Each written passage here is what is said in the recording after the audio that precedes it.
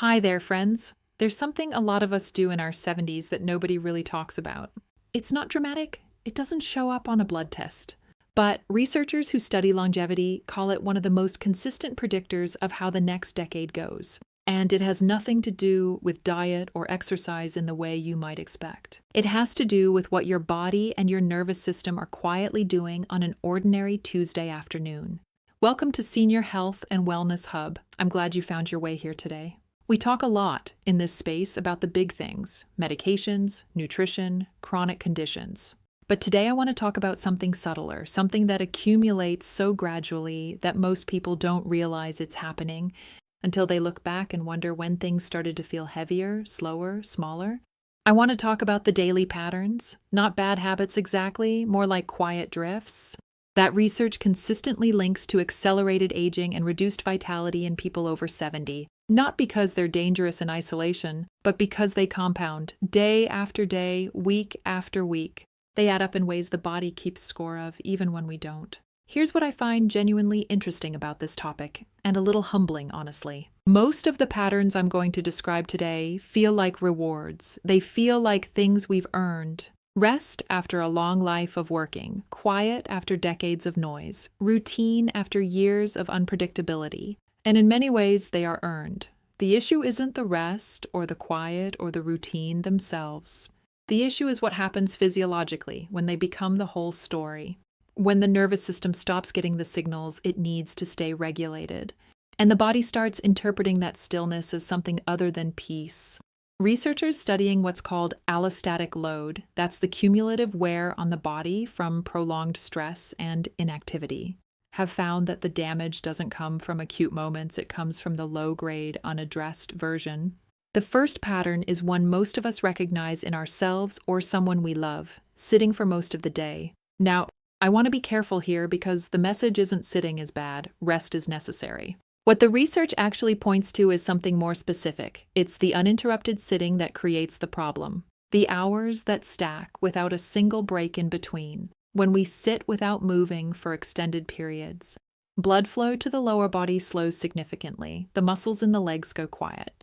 Over time, this contributes to what clinicians call venous stasis, a slowing of blood return through the veins. And for some people, that same sluggish circulation is also behind nighttime leg cramps, and that persistent tightness in the calves that seems to appear out of nowhere. It's not always a mineral deficiency. Sometimes it's simply the body signaling that the blood isn't moving the way it needs to. After 70, this matters more. The AARP and CDC identify prolonged inactivity as a significant independent risk factor for falls and cardiovascular events. You can go for a morning walk and still create risk by sitting completely still for 6 hours afterward. I think about a woman I know, I'll call her Marion. She retired at 67 and genuinely loved the slower pace. She'd have her coffee, watch her shows, read in the afternoon. She wasn't unhealthy, she just stopped moving between activities. By her early 70s, her ankles were swelling regularly. She had night cramps and explainable low energy. Her doctor pointed to circulation. The fix wasn't a gym membership, it was simply standing up every 45 minutes, walking to the kitchen, small, consistent, that's it. Short, frequent movement breaks, even 2 to 3 minutes every hour, have been shown to improve circulation and meaningfully improve blood sugar regulation and energy levels in older adults. The second pattern is quieter, and honestly, it's one I've had to think about in my own life. After decades of structured mealtimes, food becomes deeply habitual. We eat at certain times because we always have. We reach for certain foods because they're comfort or memory, or just because they're there. After 70, the metabolic rate continues to slow. The gut's ability to extract nutrients becomes less efficient. Protein absorption, in particular, becomes less reliable. Adequate protein intake is one of the strongest predictors of muscle preservation and immune function. The NIH and AARP emphasize this. Protein needs don't decrease, if anything, they may increase slightly, yet many older adults underconsume it as appetite signals become less reliable. The pattern that causes problems is eating on autopilot without ever pausing to ask what the body actually needs right now. Think about a woman named Ruth, 74, who'd cooked for her family her whole adult life. Big, generous portions. That was love. When she found herself cooking the same way for just herself, the habits didn't shift. She was just not adjusting. Over a couple of years, her weight crept up. The shift for her wasn't a diet. It was awareness, smaller portions, more protein at each meal, and actually stopping to notice her hunger.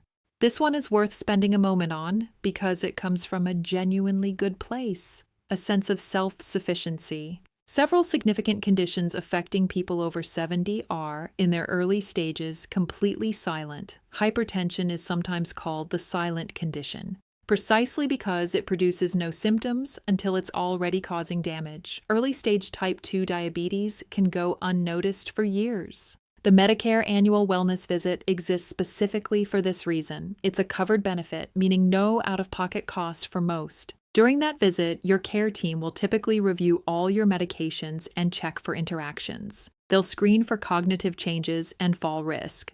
USPSTF, the U.S. Preventive Services Task Force, sets the national recommendations for these screenings, figuring out what's appropriate for you. None of this is about finding something wrong. It's about knowing your numbers when you feel fine, so you catch it early when options are widest. This next one is probably the most underestimated. After 70, many assume stress is behind them. Career pressure, mortgages, those are done.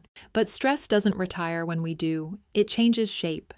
It comes from things like watching a child struggle or navigating loss. What makes this form of stress particularly hard is that it's low-grade and chronic. It doesn't feel dramatic, so it doesn't get addressed. Prolonged elevation of stress hormones, particularly cortisol, has well-documented effects on the cardiovascular system and sleep quality. This isn't soft science. I think of a woman named Evelyn, 76, who was quietly devastated by her sister's decline into dementia. She didn't talk about it much. She was the person everyone else leaned on, but she wasn't sleeping, she was having more headaches. Evelyn kept saying she was fine. She wasn't fine. When she finally joined a caregiver support group, even though she told herself she didn't need it, something shifted. She stopped carrying it alone.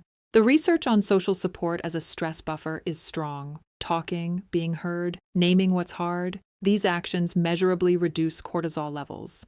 The last pattern is one that tends to sneak up on people, and it often looks like a reasonable preference for quiet. The social circle can shrink. The issue isn't introversion. It's the kind of isolation that builds over months when intentional connection stops being made, when it becomes easier not to call. Research consistently shows that chronic social isolation in older adults is associated with elevated inflammatory markers and higher rates of depression. A neighbor of mine, Diane, withdrew after losing her husband. What helped wasn't dramatic. It was her granddaughter calling every Sunday, small, consistent contact. Research suggests even 1 or 2 close, consistent relationships provide significant buffering. The key word is consistent, not occasional, consistent. So if I were to pull a thread through everything we've talked about today, it would be this: the patterns that quietly shape health after 70 rarely feel dangerous. They feel like rest, like routine, like managing things quietly on your own. And that's exactly what makes them easy to miss. Movement breaks, not just exercise. Eating with awareness. Showing up for preventive care even when you feel fine. Naming stress. Staying connected even when withdrawal feels easier. None of these require a dramatic overhaul. They require noticing, and then choosing again and again in small daily moments to stay engaged. If one of these patterns felt familiar, I'd really love to hear about it in the comments. Not because there's anything to fix, but because these conversations matter. Sharing it with someone is one of the kindest things you can do. Subscribe to stay here, take good care of yourselves. I'll see you in the next one.